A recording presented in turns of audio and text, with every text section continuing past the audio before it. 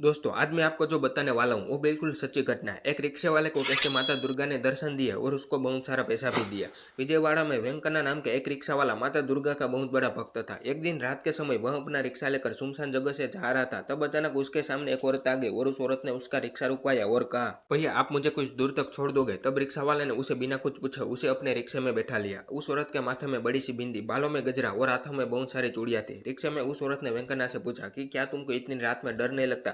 तब वेंकन्ना ने उसे कहा कि माँ दुर्गा मेरे साथ है, मैं सुख दुख में हमेशा माँ दुर्गा का स्मरण कर लेता हूँ और सब ठीक हो जाता है। इतना कहते ही उस औरत का कोई जवाब नहीं आया। जब वेंकन्ना ने पीछे मुड़ के देखा तो वो चौंक गया, क्योंकि पीछे कोई था ही नहीं। रिक्शे वाले को कुछ समझ नहीं आया कि यह क्या हुआ, इसलिए वो अपने मन में माता दुर्गा का स्मरण करने लगा।